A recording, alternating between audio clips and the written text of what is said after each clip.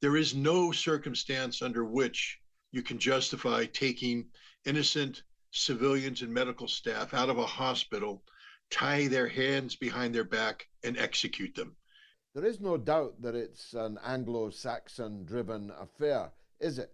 What is peculiar about us that we love war, unjust war? We live in a world where normal standards no longer apply, moral compasses, the differences between right and wrong. They tied the hands of children behind their backs before they shot them.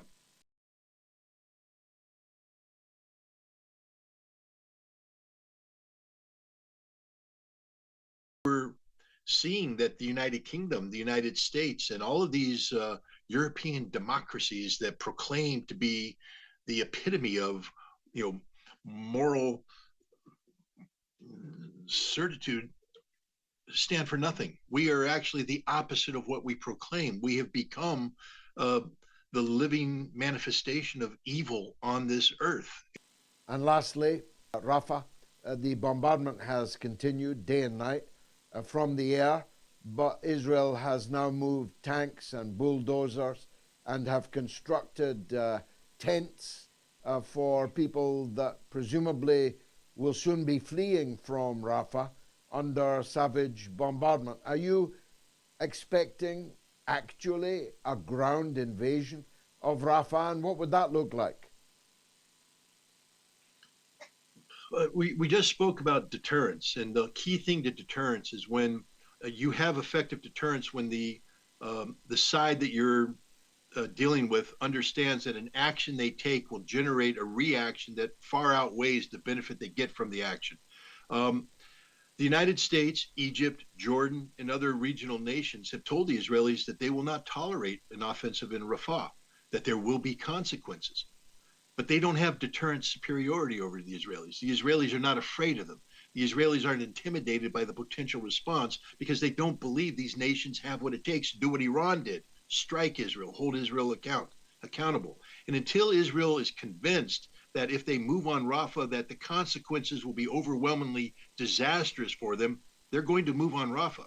And they're going to move on Rafah in the way that the Israeli military knows how to do, with absolute indifference to the suffering, death, pain of the Palestinian civilians involved. They will bomb them, they will kill them, they will snipe them, they will machine gun them, they will drive them out of wherever they are today into refugee camps where they will starve them. They will allow them to be thirsty. They will deny them medical attention because to the Israelis, they are human animals. The Palestinian people are human animals. The Israelis have said that from the very top to the very bottom. Amalek is not a theory, it is reality. The Israelis don't view the Palestinians as people, and they are treating them as less than sheep. At least a sheep has value.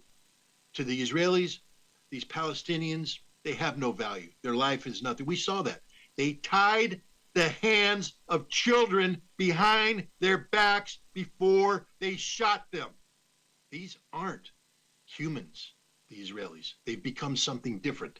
They've become as inhuman as the Nazis who used to tie the hands of Jewish children behind their backs before they shot them. Wow. Scott, thanks for doing this, and thank you in advance for coming back next Wednesday for the Ultimate War Reports. And sadly, more than one war needs reporting. Scott Ritter, the authority, the inspector. Follow him on all his social media portals. Listen to him. He knows what he's talking about.